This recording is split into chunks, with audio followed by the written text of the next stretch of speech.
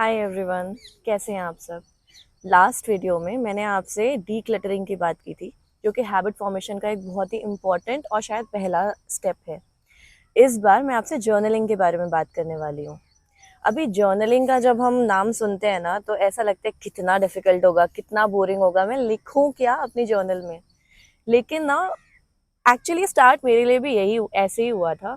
मुझे जर्नलिंग की हैबिट मेरे पापा ने डाली थी, और वो भी बहुत पहले, जब मैं शायद 6 या 7 साल की थी, या शायद उससे भी पहले। तो क्या होता था ना कि पापा बोलते थे कि डेली तो जो भी तुम्हारे लाइफ में हो रहा है, जो भी पूरे दिन में हुआ, वो पूरा एक डायरी में नोट करो। समझ में तो नहीं आता था, बहुत छोटी थी उस टाइम पे, कि ये करने के लिए बोल क्यों रहे हैं। बहुत बोरिंग लगता था, याद भी नहीं रहता था। फिर शाम में पापा पूछते थे कि और मुझे और भैया दोनों को बोलते थे। तो शाम में जब पापा पूछते थे, तो मोस्ट ऑफ द टाइम हमने कुछ लिखा नहीं होता था। तो मेरा भैया बहुत स्वीट था, वो बोल देता था कि हाँ मैंने नहीं लिखा है। तो पापा मुझसे पूछते थे, तो मैं तो बोल देती थी कि हाँ हाँ मैंने लिख दिया है, बस मैं लेकर के आती हूँ। तो जब तक भैया को डांट पड़ती थी, मैं तुरंत जल्दी जल्दी से सारा कुछ लिख लेती थी कि आज दिन में क्या हुआ है। और फिर ना मैं बच जाती थी। बट ऐसा करना नहीं चाहिए, बट ठीक है, मैं बच्ची थी, तो बच्चे तो करते ही है ना, चलता है, ठीक है। बट धीरे धीरे करके ना वो एक हैबिट बन गई। और जो चीज़ मुझे पहले थोड़ी ख़राब सी लगती थी, इतना मन तो नहीं करता था लिखने का, बाद में जा कर के मुझे उसकी इम्पोर्टेंस पता चली, और आज भी मैं लिखती हूँ, रोज़ लिखती हूँ, मोस्ट ऑफ द टाइम। बहुत सारे तरीके और नए हैं जिस तरीके से या तो मैं लिखती हूँ, या और भी बहुत सारे तरीके हैं जर्नलिंग के जो मैं करती हूँ। तो यहाँ इस वीडियो में मैं आपको सिर्फ जर्नलिंग के बारे में बताने वाली हूँ, और उसमें भी सिर्फ जो फिजिकल जर्नल्स होते हैं। आजकल हम ऑडियो रिकॉर्ड करते हैं, व्लॉग्स होते हैं, वो भी जर्नलिंग का एक तरीका है, लेकिन मैं उसके बारे में बात नहीं करूँगी। जो हम डायरी, पेपर, पेन, कलर्स, इन सब से करते हैं, मैं सिर्फ उसके बारे में अभी बात करने वाली हूँ। तो इस वीडियो में आई विल टेल यू कि जर्नलिंग के टाइप्स कौन कौन से होते हैं, और उसके मोड्स कौन कौन से होते हैं जो आप यूज़ कर सकते हो। तो टाइप्स में ना, सबसे पहला टाइप तो है बहुत ही बेसिक, डेली अकाउंटिंग। डेली आपके लाइफ में क्या हो रहा है, बस केवल आपने पेपर और पेन उठाया और उसके बारे में सिर्फ लिखना शुरू कर दिया।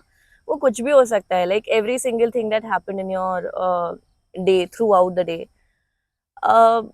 उसमें क्या होता है ना कि कई बार हमारे पास इतना कुछ इंटरेस्टिंग हुआ नहीं होता है, तो लगता है लिखे क्या, मतलब ऐसा तो कुछ इम्पोर्टेंट नहीं हुआ। बट अगर हम लिखते रहते हैं ना, तो हम, एक चीज़ तो ये होती है कि एक अकाउंटेबिलिटी होती है खुद की तरफ, कि ठीक है, हम पूरा रिवाइज कर रहे होते हैं, अच्छा मेरे दिन में आज ये हुआ, ये हुआ, ये हुआ। तो उसमें कई बार ना हम ऑटो करेक्शन मोड में भी चले जाते हैं, कि हमें पता होता है अच्छा ठीक है, ये सिचुएशन आई थी, हमने उसको इस तरीके से डील किया, शायद इस तरह से करते तो ज़्यादा अच्छा होता। या फिर हमें खुद को किस तरीके से कंडक्ट करना है, उसके बारे में ना एक एक खुद को ही आइडिया मिल जाता है। किसी और को आपको पॉइंट आउट करने की ज़रूरत नहीं है कि यार ये ना गलत किया, इसको ऐसे करना चाहिए था, क्योंकि आप लिख रहे हो मेरे दिन में आज ये हुआ था, ठीक है। दूसरा जो तरीका होता है वो है ग्रैटिट्यूड या मैनिफेस्टेशन जर्नलिंग। ये मैंने कभी नहीं की है, बट मुझे पता है इसमें करते क्या है। इसमें करते ये हैं, ग्रैटिट्यूड जर्नलिंग में आप पूरे दिन भर में कुछ चीज़ों के लिए थैंकफुल हो, या एक वीक में अगर आप जर्नल कर रहे हो, वो डिपेंड करता है आप कितने ड्यूरेशन बाद रेगुलरली जर्नल करते हो, या फ्रीक्वेंटली करते हो। तो उसमें ये होता है कि आप किस चीज़ के लिए थैंकफुल हो, आप बस वो मेंशन करते हो इन ग्रैटिट्यूड जर्नल। मैनिफेस्टेशन जर्नल्स में यूजुअली क्या होता है कि आप प्रेजेंट टेंस में जो भी मैनिफेस्ट करना चाहते हो, फॉर एग्जांपल मैं चाहती हूँ कि कल मेरे पास सो एंड सो गाड़ी हो, या फिर मैं चाहती हूँ कि मैं अपने पेरेंट्स को इस जगह पे घुमाने लेके जाऊँ। ये सारी चीज़ें आप प्रेजेंट टेंस में लिखते हो, और अगेन आप एक ग्रैटिट्यूड फील करते हो। वो ग्रैटिट्यूड में आप थैंक्स बोलते हो यूनिवर्स को, या गॉड को, या जिसको भी आप मानते हो, और उसको आप प्रेजेंट टेंस में लिखते हो, तो आप एक तरीके से उसको मैनिफेस्ट कर रहे हो, ठीक है। ये है एक तरीका। फिर बहुत सारे और भी चीज़ें होती हैं, जैसे एक चीज़ जो मैं करती हूँ वो है ट्रैवल जर्नलिंग। मैं अगर कहीं पे भी घूमने जाती हूँ, तो वहाँ के बारे में, वहाँ के लोगों के बारे में, मैं कितने बजे उठी, कहाँ कहाँ गई, किनसे मिली, क्या बातें की, और मुझे बहुत शौक है कि मैं लोकल लोगों से बात करूँ, उनकी लाइफ के बारे में जानूँ, उनके कल्चर के बारे में जानूँ, वो दिन भर में क्या करते हैं, क्या खाते हैं, उनकी छोटी छोटी प्रॉब्लम्स क्या होती है वहाँ की ज्योग्राफी की वजह से। वो बहुत सारी चीज़ें apart from travelling to tourist places, जो ऑफ बीट प्लेसेस होती हैं, वहाँ पे गए, वहाँ के बारे में जाना। तो वो जो कुछ भी होता है ना, वो सारा का सारा मैं जर्नल करती हूँ। और ये हैबिट भी मुझे पापा से ही मिली है, क्योंकि जब भी हम साथ में घूमने जाते थे ना, उन्हें घूमना बहुत ज़्यादा पसंद है और आई थिंक घूमने का शौक मुझे उन्हीं से आया है। तो जब भी हम कहीं जाते थे ना, तो हम एक तो सुबह 5-6 बजे निकल जाते थे और रात में आते थे अराउंड 11, साढ़े 11, 12 बजे। और आने के बाद हम जर्नल करते थे 1-2 घंटे। उसमें लिखते थे कि आज पूरे दिन भर में ये हुआ, इनसे मिले, इतने बजे यहाँ गए, क्या सीखा वहाँ, वहाँ के लोगों के कल्चर क्या है, उनसे क्या बातें की। वो सारी चीज़ें हम नोट करते थे और उसका बहुत फ़ायदा होता है, आपको पता चलता है लोगों के बारे में, उस जगह के कल्चर के बारे में। एक बहुत अच्छी अंडरस्टैंडिंग बनती है, जो कि वर्ल्ड पीस के लिए बहुत ज़्यादा ज़रूरी है। बट अपने छोटे लेवल पे हम जितना भी कंट्रीब्यूट कर सकते हैं, एक वो अंडरस्टैंडिंग डेवलप हो जाती है। उसके बाद एक तरीका होता है करेक्शन जर्नलिंग का। करेक्शन जर्नलिंग बहुत ही इंटरेस्टिंग चीज़ है। मोस्टली आपने देखा होगा कि जब भी आप किसी साइकोलॉजिस्ट से मिलोगे या फिर आपको कई बार आपके टीचर्स भी बोलते होंगे कि जर्नल करो, देखो, लिखो, समझो कि क्या करना है, मतलब क्या प्रॉब्लम आप फेस कर रहे हो, फिर खुद से उसका सोल्यूशन ढूंढो। क्योंकि ना, जो भी प्रॉब्लम्स हम फेस कर रहे होते हैं उसके आंसर्स मोस्टली हमारे पास खुद होते हैं, पर जब हम कोई प्रॉब्लम फेस कर रहे होते हैं ना, तो उस टाइम पे दिमाग सोल्यूशन ढूंढ ही नहीं पाता है कई बार। लेकिन जब हम उस चीज़ को लिखते हैं, तो मेरे लिए करेक्शन जर्नलिंग का तरीका ये है कि मैं फ्री फ्लो में लिखती हूँ सबसे पहले कि मेरे दिमाग में क्या आ रहा है। उसके बाद वो प्रॉब्लम स्टेटमेंट अपने आप निकल के आती है और उसके साथ साथ उसका सोल्यूशन भी निकल के आता है कि ठीक है, मैं अभी ये प्रॉब्लम फेस कर रही हूँ, तो इसके लिए मैं क्या कर सकती हूँ, उसको मैं लिखती हूँ। और फिर दोबारा वो सेम चीज़ मैं पढ़ती हूँ और फिर अपनी प्रॉब्लम स्टेटमेंट, अपनी फीलिंग्स और उसका जो सोल्यूशन है उसको मैं अंडरलाइन कर लेती हूँ या हाईलाइट कर लेती हूँ। और उसके बाद साथ में एक टैग लगा देती हूँ उस पेज पे, जिसमें लिखा होता है कि किस टाइप की प्रॉब्लम थी।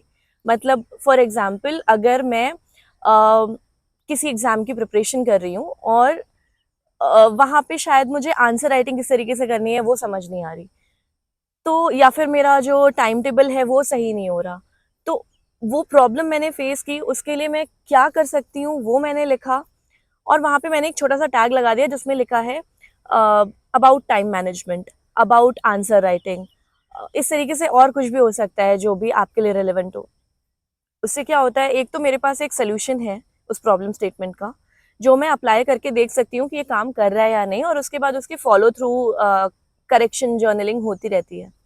और वो जो टैग लगाती हूँ, नेक्स्ट टाइम जब सेम थॉट्स मुझे दोबारा आ रहे हैं, तो मुझे दोबारा से अपना टाइम स्पेंड करने की ज़रूरत नहीं है सोचने में कि अब मैं क्या करूँ।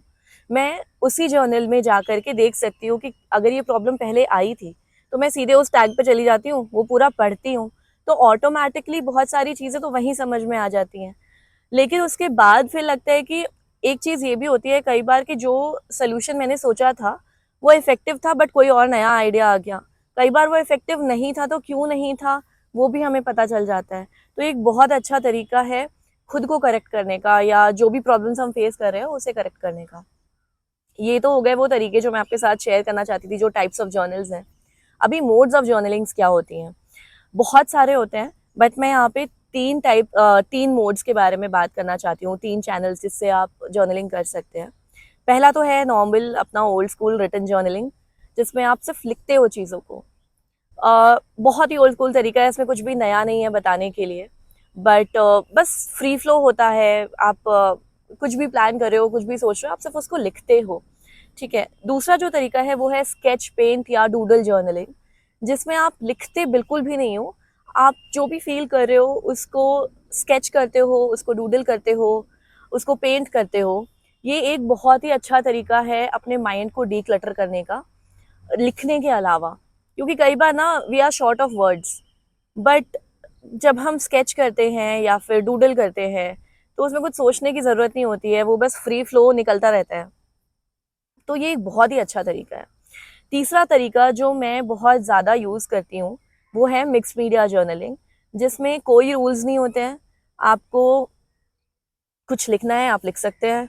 आपने मैं जैसे कहीं अगर घूमने गई हूँ, वहाँ के बिल्स कलेक्ट किए हैं, वहाँ पे कोई टैग्स हैं, किसी होटल में रुकी हूँ, वहाँ का बिल है, या वहाँ का कोई छोटा सा सॉवेनियर है जो मैं वहाँ पे ऐड कर सकती हूँ, वो सारी चीज़ें करती हूँ। उसके अलावा उस जर्नल में पेंट को यूज़ करती हूँ, स्केच करती हूँ।